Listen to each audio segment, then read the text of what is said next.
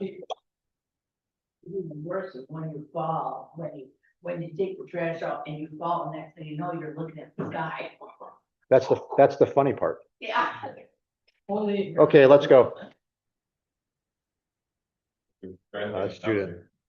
Chapter 37, Joseph and his dreams, a major turning point in the story of Genesis. You know, how did we get here from Genesis chapter 1, verse 1? In the beginning, God created the heavens and the earth. And we've arrived at this 17-year-old bragging about how he's going to rule over his brothers and mother and father, or whoever they are, the mothers and the father. But that's where we are in 37. And now the narrative will take a dramatic turn to its destination. So the last 14 chapters minus 15 chapters, 14 chapters minus 1 for this ridiculous story of Judah that's coming up in 38. Minus that chapter, it's going to be all about Joseph and his trip to Egypt. So this is a dramatic turn in the narrative of Genesis and in the story of Israel, meaning Jacob's family, and the story of Israel, meaning the history of Israel and the history of redemption. So much is going to come out of, so much of the history of redemption will look back to that period of captivity about which we know nothing. And then the Exodus and the conquest, that period of time, that 40-year period, 50-year period between the time they left Egypt until they arrived in Canaan. So that all kind of starts here. If you want to ask, if you ask the question, where does the story of the Exodus begins? Where does it begin? The answer is it begins at this point when they inevitably start their move to Egypt. Now, nobody in the narrative thinks they're going to Egypt at this point. All of it is an accident. From the human perspective, it's an accident of history. Not even the brothers. The brothers are just going to do what they're doing. They have no prior plot to they just want to kill him at first. They have no prior plot to take Joseph captive and sell him to the coming Midianites / Ishmaelites who are going to trade for him in Egypt. None of that's it's just an accident of history, except in the mind of God. And that's an awful lot of the history of redemption happens like that. Events happen. The decree by Caesar to number to take a census in Luke, which results in Joseph taking Mary to Bethlehem to be numbered, which results in eventually the birth of the Messiah and the killing of every firstborn male under the age of 2 in that city. And somewhere in the Micah 5:2. So, there's the human narrative, which proceeds recklessly and chaotically and all over the place. And then there's the divine narrative, the plan of God over the top of it, which just continues to make its way. And you only understand it by looking backward. The divine narrative, or at least God's ways, they're so manifold. It's like an old King James word. So many, because I'm thinking here, I think it was to Abraham, God had said, your people are going to be in another nation, or you may have said Egypt for 400 years, because the Amorites have not yet filled up their tank of wrath, if you will. But it's coming. Yeah, that's Genesis 15. Yeah, so none of this is surprise. You don't get the name of the country, the nation at that point in it. Your descendants will be strangers in a land that is not their own. Yeah. As slaves and so on and so forth. And so you're going to get your first naming of that place in this chapter. That's where this turn happens. It's, that was 15, this is 37, so you're gonna wait, all those chapters, 22 chapters, before you find out what that nation is and how they're gonna get there, and it's the strangest story.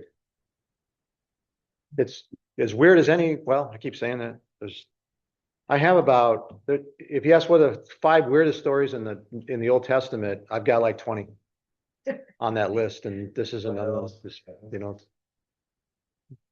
I was also looking at, while we're at it, Ezekiel. I was listening to Ezekiel. Never really studied Ezekiel. I'm woefully ignorant of the prophets, minor and major.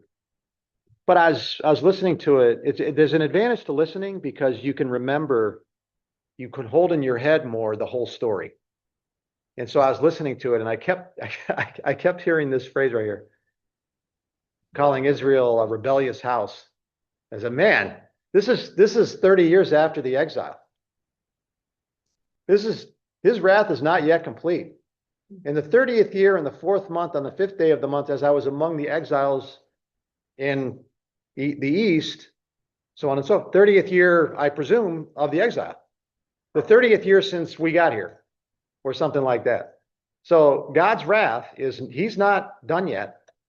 It's going to be it's total, it's going to be 70 or 80 years before there's a return, maybe a little more than that, before there's going to be a return from exile, a partial return. But 30 years in, he's reminding them why they're there. So there you see it 5 times in the first chapter. In the second chapter, rebellious house. I was looking at it. Let's do the search. Rebellious house only occurs in Exodus 14 times. Ezekiel 14 times, and always about Israel. Isn't that amazing? That's amazing. And it's not the only word. Impudent, stubborn, transgressed, rebelled. Chapter 3, rebellious house, probably other words in there. So, where are we in this history? Let me get rid of this. Loading controls. This is, let's make this big.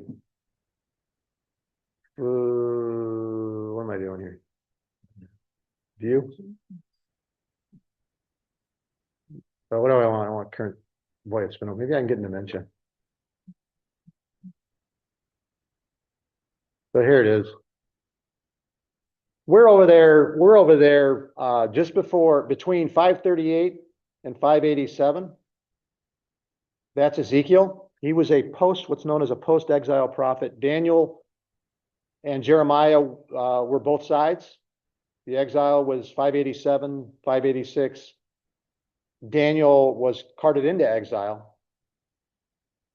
And then the story of Daniel, the book of Daniel, takes place in exile under Nebuchadnezzar. If I recall correctly, Ezekiel was part of the second wave of exiles.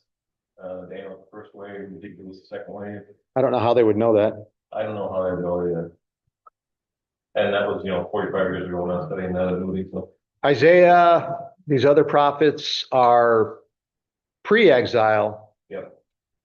So Isaiah would have been the 700s at the height of at the height of the northern kingdom's idolatry. They were destroyed in 722 up there on the right side of that slide. But anyway, we're back here on the left-hand side of that, the green, Jacob and Israel, as they're about to make their way to Egypt. So we're talking, 1,500 years, 1,600 years. And it's not pretty all the way along that timeline as far as idolatry and rebellion and so forth. A couple of bright spots, but man,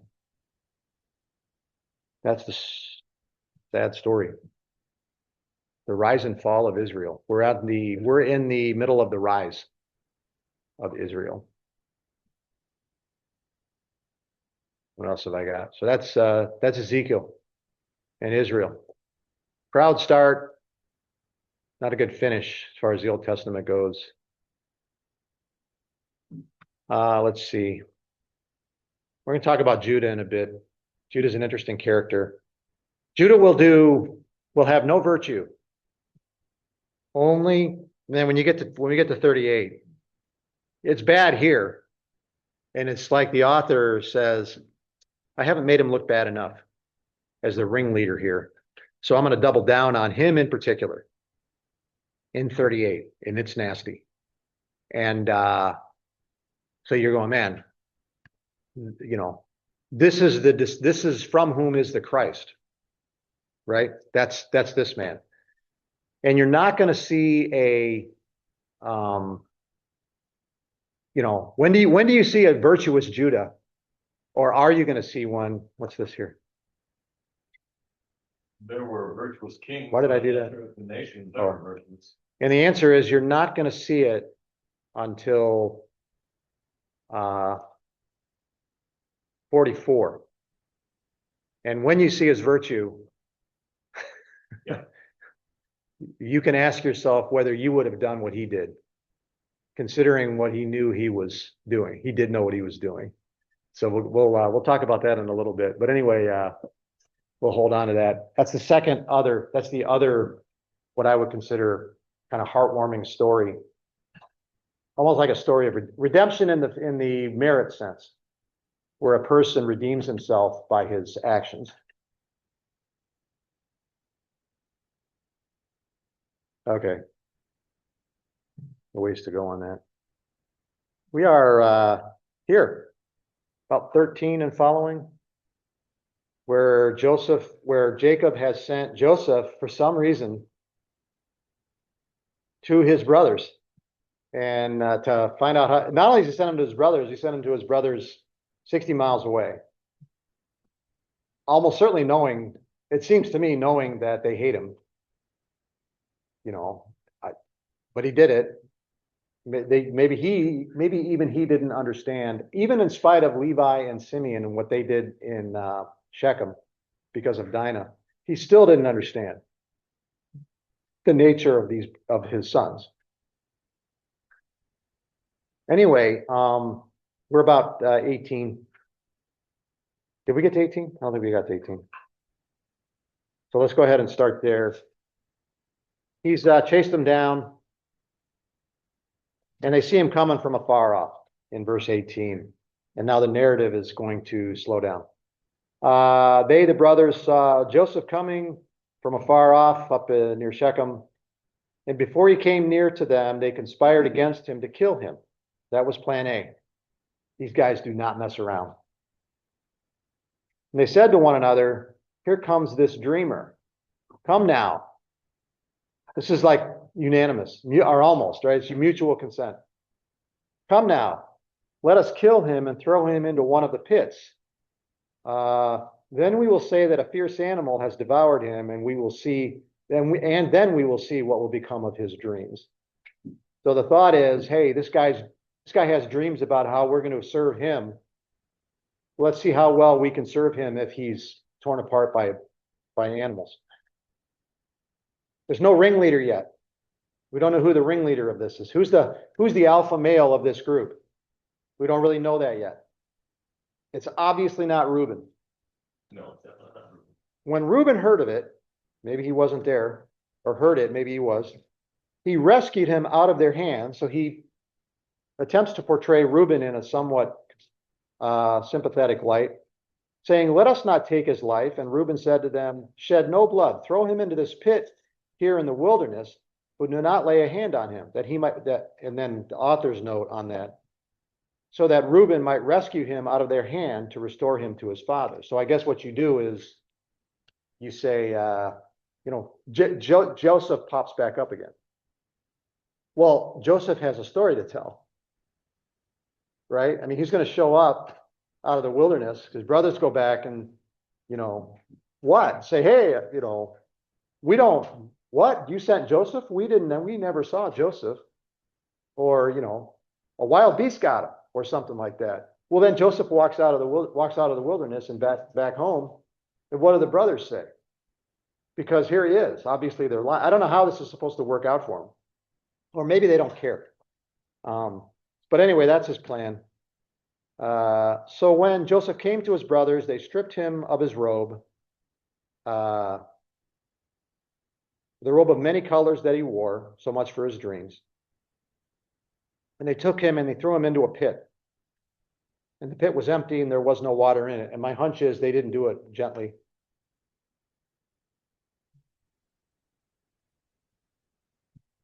Now, what's interesting about this is who was Reuben's mother? Yeah. Who was Joseph's mother? Old as the beach. So you have the firstborn recognizing something of his responsibilities to the family as the firstborn, maybe, I don't know. But it's got nothing to do with matriarchal loyalties. And another thing that makes this so weird is, what did Reuben do in the previous 2 chapters ago? But he stands up and he tries to make the best of, he tries to make a, I don't know, some kind of omelet out of the scrambled eggs that his brothers are planning. God is the one who makes omelets out of scrambled eggs, which he's going to do here in this situation with Joseph. Then they sat down to eat. What do you do after this act, an act of treachery like this? Well, you hear him screaming, there's the pit. You want to enjoy his screams in the pit. So you just sit down right there and you just eat and laugh and so forth. That's what you do. That's what they did. We know that they were close enough to hear him because they're going to talk about it, I believe, in his presence. Yep. Not knowing that he's hearing, that he understands what they're saying, as they recount what they did to him and revisit the guilt that they have for it. We'll get there. Now things are going to happen quick, very, very quick. Looking up, so hey, what are they going to do with this guy? The plan so far was just, we'll throw him into this pit. Now they're thinking, well, what are we going to do with him? We haven't killed him. We're not going to kill him. So what are we going to do with him? Just leave him here and, he starves to death in this thing or so? I don't know.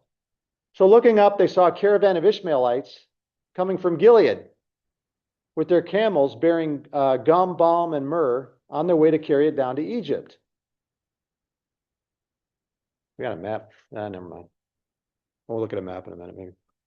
Now the ringleader steps up. The alpha steps up. Judah said to his brothers, what profit is it if we kill our brother and conceal his blood? So they're still planning on killing him. So it turns out the Ishmaelites / Midianites, as we'll see, are going to unwittingly save the life of Joseph. Had they not come along at this particular moment in the human narrative, he was probably a dead man in spite of Reuben. Come, let us sell him to the Ishmaelites. Let not our hand be upon him, for he is our brother, our own flesh. Isn't that nice? Isn't that nice? And his brothers listened to him, and then the Midianite traders passed by. They drew Joseph up and lifted him out of the pit and sold him to the Ishmaelites, back and forth, Ishmaelites, Midianites, for 20 shekels of silver. And the traders, took Joseph to Egypt. So it's a financial transaction. So they can avoid killing him. 20 shekels. If you ask how much Joseph's life is worth to his brothers, that's worth 20 shekels of silver. They say, we'll give you 10. Joseph's brothers say, we'll take it. And that's the story of how Joseph ends up in Egypt. He does not say a word. He's completely silent. Kind of leaves you speechless with this family and what they're capable of. I guess it's kind of maybe it's a foreshadowing of the Israel, of the 12 tribes of the nation of Israel in general over the course of its history. It's not like you're going to arrive at a point in the history of Israel where they're going to get it all together and become a virtuous nation. That's the strange thing about the story. The only virtuous one, I mean, there's a few virtuous people. David, who doesn't walk away without egg on his face. Samuel, who doesn't walk away without egg on his face. Elijah, he did pretty well. But as far as leaders go, or the nation in general, not a lot. Josiah, you got to search. You got to search after that, man. Joshua. Moses got disqualified from entering Canaan. Aaron, Miriam, all of them. Another virtuous one is his father-in-law, Joseph's father-in-law. I mean, Moses' father-in-law. He was virtuous.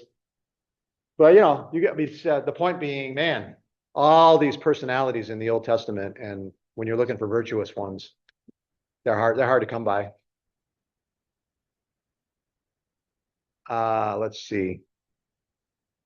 In fact, a lot of the virtuous ones are foreigners, like Rahab, the queen from the south, as she's called by Jesus, who comes to Solomon. Yeah, I think that just means south. Is that right? Okay, so what's up with this Midianite Ishmaelite thing? Does he not know what he's talking about? Well, let's go forward 4 to 450 years later, and the story of Gideon in Book of Judges. Gideon saves the nation.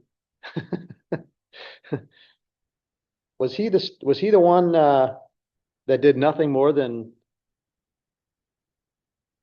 was he the loaf of bread that rolled down the side of the hill and scared yeah, that's right. Yeah. What they did was they used some shovels and broke some pictures. Yeah, that's right. For the sake of the sword of the Lord of Gideon, and then they can't build themselves. Yeah, and that's good enough for these people. They want Gideon as their leader. He understands, you'll see in a second. But anyway, after the victory, the men of Israel said to Gideon, rule over us. They were really looking for somebody to rule over them. Almost prefigures their desire for a king. You and your son and your grandson also, for you have saved us from the hand of Midian, because that was the Midianites, who used to come in and plunder the Israelites, and the Israelites ended up living in caves, hiding their stuff in caves, because the Midianites would just come in and plunder it. The Midianites, of course, being Midian was where Moses ended up when he fled, and that's the home of Jethro, his father-in-law. That's Midian. It's also I don't know. Yeah, that could be it. No. But Ammon and Moab. and it's also, in my view, the place where Mount Sinai was, and a lot of other people. Anyway, Gideon said to them, straighten about, I will not rule over you, and my son will not rule over you. The Lord will rule over you. Good answer. He said, make a request of you. Every one of you get, so this is spoil now. They've defeated the Midianites, and there's all this gold that they picked up. Every one of you give me the earrings from his spoil. For they had golden earrings because they were Ishmaelites. And then the story goes on. So you have this, they're interchangeable. For this particular area, apparently the descendants of Ishmael moved in, and they, I don't know, assimilated into that area. And so now they're just known as Ishmaelites as well as Midianites. And so that's, I think, what you're seeing here. Same thing. None of that matters, really. Probably spent too much time on it. Okay. Uh-oh, here comes Reuben. When Reuben, do I have anything more to talk about here? We'll get back to, Judah. After we finish, I'll talk about Judah. When Reuben returned to the pit and saw that Joseph was not in the pit, he tore his clothes. So he wasn't a part of the feasting in the presence of Joseph's scene.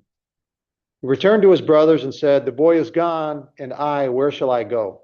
And he probably gets the shrug from the rest of the brothers. See to it yourself.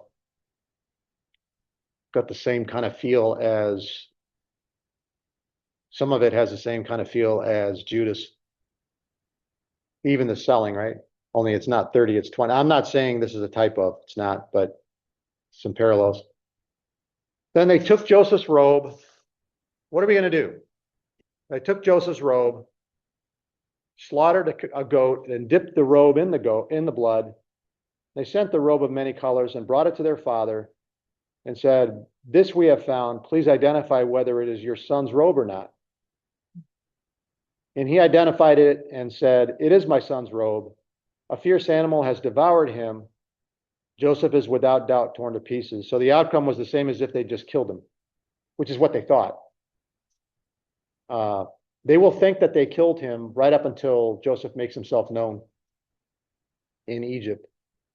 And so whether they kill him right away, as far as this part of it goes, or wait, or just put him in the pit and he gets killed anyway, or something, they're still going to tell the father. They still tell his father he got killed. That's the story. Well, it is is this his role? Yeah, but they put it. Yeah, I know, but I mean, it's kind of loud. They killed a goat. They put the blood on the thing. They might as well have just said a wild beast killed him, which is what Judas said he wanted to do in the first place. Then Jacob tore his garments, put sackcloth on his loins. I know what that looks like, and mourned for him his son many days. All his sons and daughters rose up to comfort him, but he refused to be. So his sons now try to comfort him. But he refused to be comforted and said, "No, I'm not going to be comforted. I shall go down to Sheol to my son mourning." We'll get back to that in a second. Thus his father wept for him. Meanwhile, the Midianites sold him in Egypt to Potiphar, an officer of Pharaoh, the captain of the guard. So the story ends very quickly. From the pit to being in Egypt is just a few verses. So there's some really ironic statements in here in this whole sequence. I shall go down to Sheol to my son mourning. Is that what he's going to do? What's he really going to do? He's going to go down to his son in Egypt, joyously celebrating his reunion with his son. That's what's actually going to happen. Kind of interesting is the fact that we're told that the brothers sold 20 shekels. But we're not told how much Potiphar Paid for him?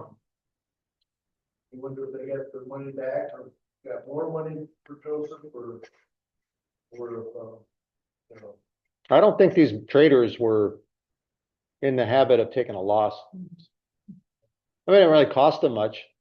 If you look at, what are we talking about here? Here we go. I'm going to look for maps again. Never works out well. We need one with Egypt. Oh, I got one of those. Let's go with this. Right here.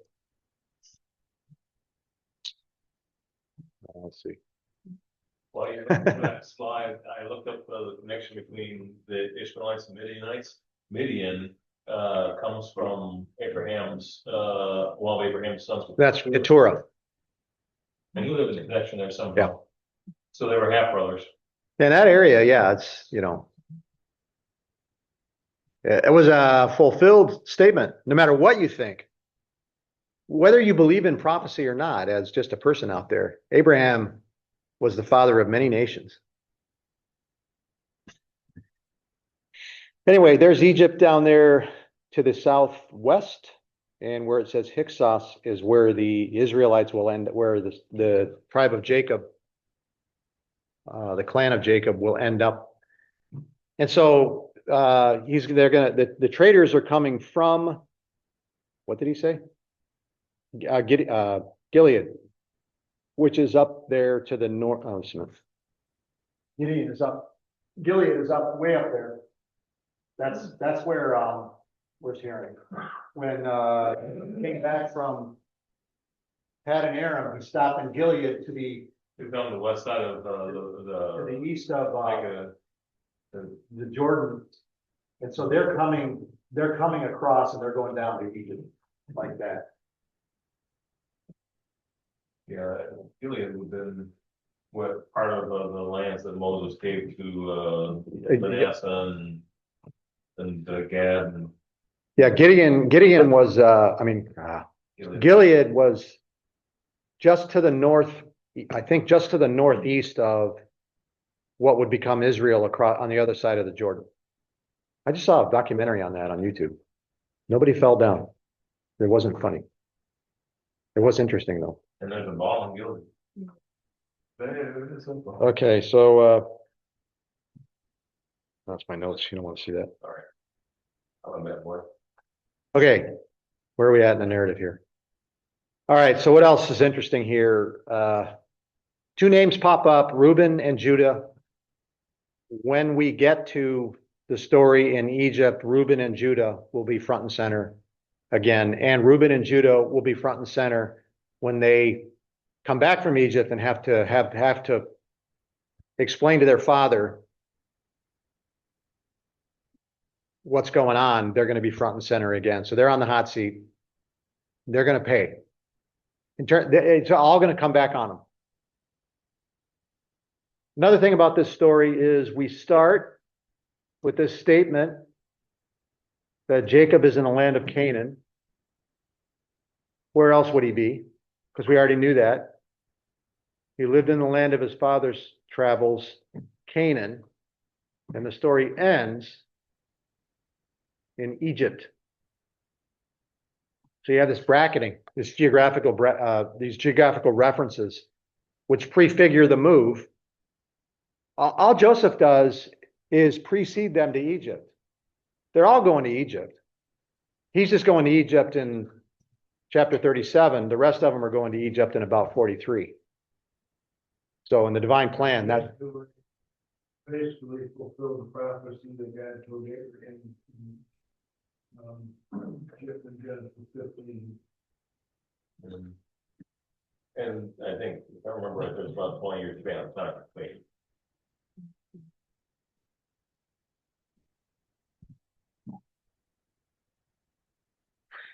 verse 13, know for certain that your offspring will be sojourners in a land that is not theirs, and they will be slaves there, and they will be afflicted for 400 years. I like the New American Standard better for this.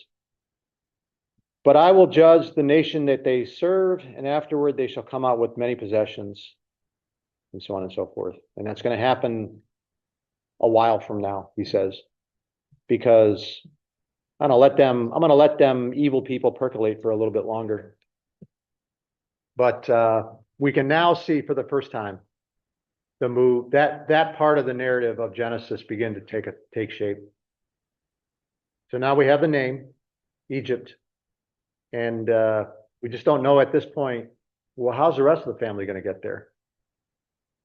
And the rest of the family is going to get there the same way Joseph did, in a sense, hardship. They're not gonna migrate. They're not gonna do it. They're gonna do it for the same reason that Abraham thought he was gonna do it. Famine. Gotta follow the food and water all the time. So let's talk about Judah. There's a lot of foreshadowing, right? One of the biggest, that's the biggest, this statement about Egypt. That's a very, very important geographical reference in the book of Genesis. But, the statement from Judah, where is it? Verse 28. No, not that one. Right here. We will see what will become of his dreams. We're going to do this. And then we're going to see what will become of his dreams. And what he doesn't understand is what Joseph will state to him later on, he is being used by God right here. His dreams are going to come true. And so there was this, these two statements earlier. Whoops, no.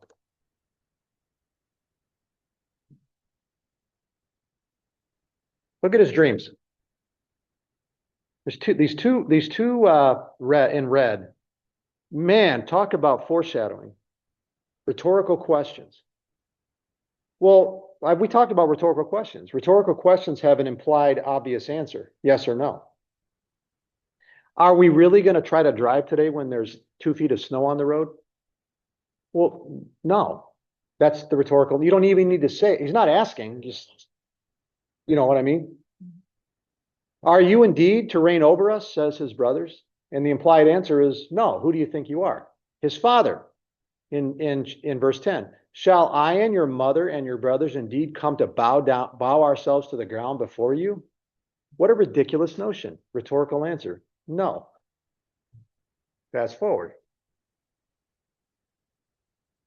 44. Let's go ahead and look at this. When Judah and his brothers came to Joseph's house, this is in Egypt. They have no idea who he is. He knows who they are. He was still there. They fell down before him to the ground. Well, look at the words. Yep. Shall I and your mother and your brothers indeed come to bow ourselves to the ground before you? They fell before him to the ground. It's just exquisite. Now we have Judah talking. What shall we say to my Lord?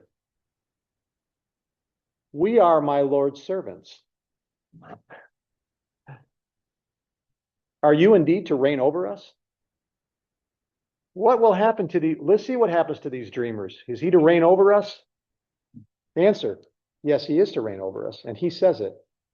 And so, wow, I don't know how many times he calls, we're not going to go through the part where Judah redeems himself at this point, but you know, my Lord, my servant thing, this is a replay of Jacob and Esau, where Jacob thinks he got the birthright, he gets the inheritance, he's on top. But when he comes back to Esau prostrate, giving gifts, bowing down, calling him my Lord, calling himself his servant. It's exactly the same thing. And it comes out of nowhere. You have no idea that these things are going to happen this way. But that's how these narratives play out. So that's the story of what will end up being a day of salvation for Israel, for this group, 70, eventually. But right now, it's a low point. This is a low point in the history of Israel, the nation right here. This is bad. So it answers a fundamental question, or it begins to answer one of the fundamental questions for the purpose of the book of Genesis. How did the Israelites, how did the Hebrews become slaves in Egypt?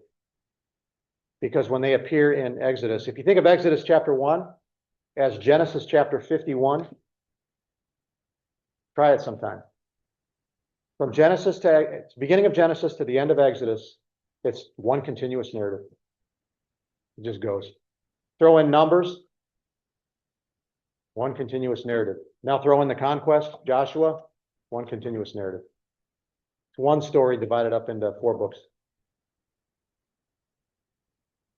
Starts here. Begin to get an answer.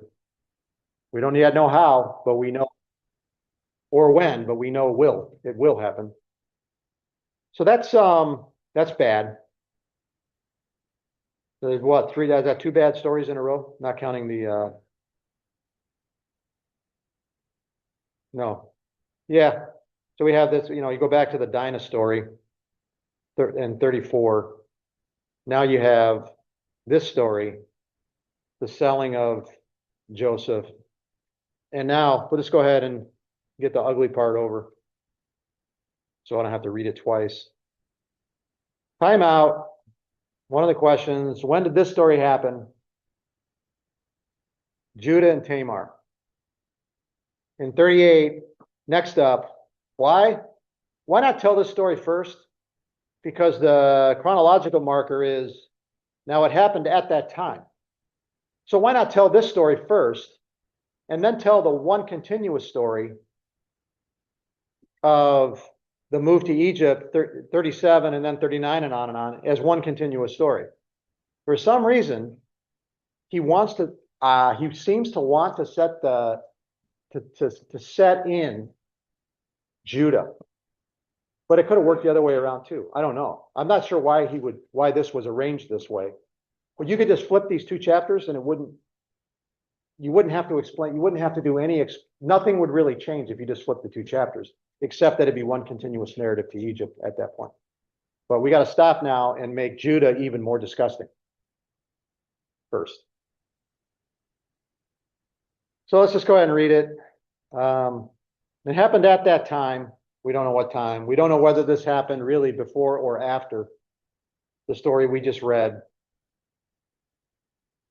Judah went down from his brothers and turned aside to a certain Adullamite. I don't know what an Adullamite is. Whose name was Hiram. I don't like this guy. It already doesn't sound good. There Judah saw the daughter of a certain Canaanite. So we got an Adullamite and a Canaanite, whose name was Shua. And he took her and went into her. Outstanding. She conceived and bore a son, and he called his name Is he a wife? Is she a wife? What? Doesn't say that. Argument from silence. She conceived, maybe he doesn't want to say that Judah, the Alpha, the great one, took a Canaanite wife. But anyway, she conceived again and bore a son, and she called his name Onan. And yet again she bore a son, and she called his name Shelah. Judah was in Chezib when she bore him. I have no idea where that is. Now it's going to get nasty.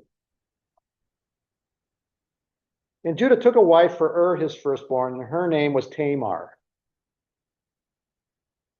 Tamar can match Judah deceit for deceit. But Judah's firstborn, was wicked in the sight of the Lord, product of the Canaanite, and the Lord put him to death. How? We don't know. When? We don't know. Then Judah said to Onan, go into your brother's wife and perform the duty of a brother-in-law to her and raise up offspring for your brother. But Onan knew that the offspring would not be his. This is really graphic in the English Standard Version. So whenever he went into her, to his brother's wife, he would waste the semen on the ground so as not to give offspring to his brother. And what he did was wicked in the sight of the Lord. So he put him to death also. Then Judah said to Tamar, his daughter-in-law, remain a widow in your father's house till Shelah, my son, grows up. For he feared that he would die too, like his brothers, because he's probably evil as well. So Tamar went and remained in her father's house. So that's the story. It's going to get not better, but that's the story. Why is this here? Other than to put more, to add insult to injury to Judah's reputation in the context of the immediate narrative. Why is this here? So far, it's just this story that makes Judah look like a terrible human being. It's actually, and I'm not sure this is why it's there, but it's the first mention of the duty of the brother-in-law, which has to do with kinsman redeemer stuff, which God gave Moses. That's a good point. He did a disgraceful thing in Israel, like when what Reuben did with Bilhah.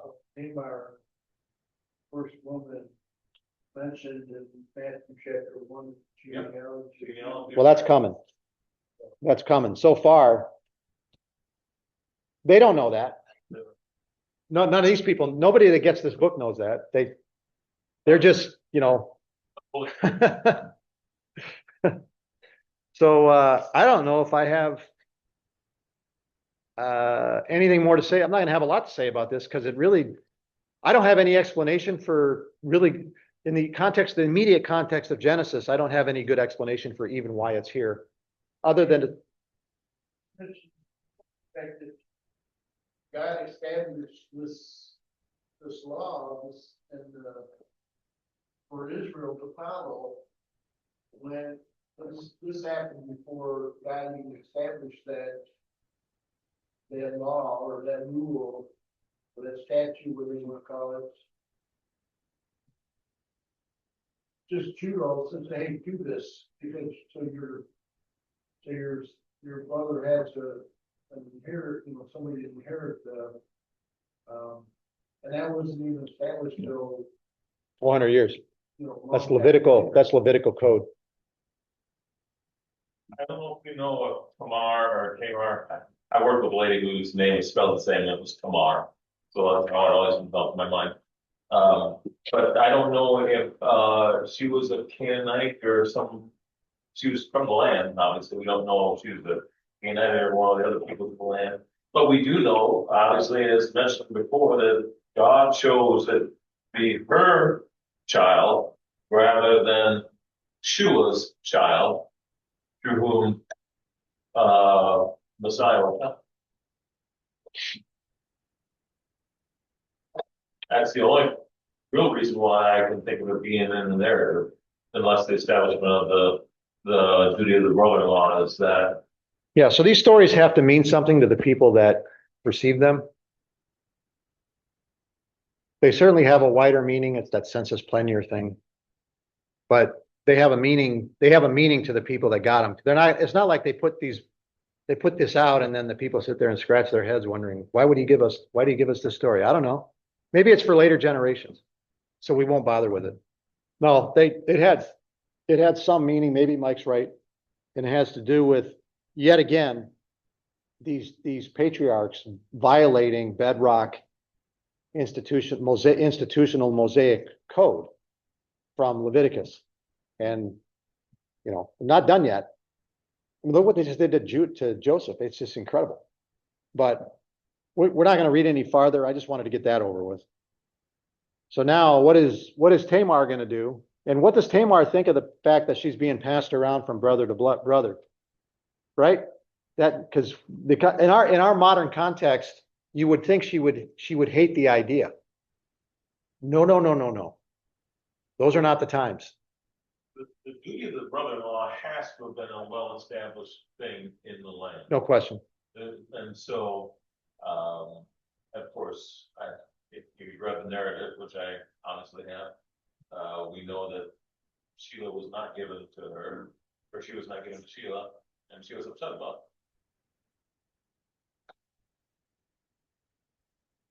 Well, thank you for stealing my thunder for next week. Sorry. We'll talk about that next week. All right, let's go ahead and stop. 3 minutes early. Oh, by the way, I got a text from Michelle Allen. They made it safe and sound with only a couple challenges. Good. All right, thanks for joining everybody in the feed. Nate, Naomi, Stacy, Gabe. Thank you, Yeah. Gary. You're welcome. Thanks, Gary. See ya.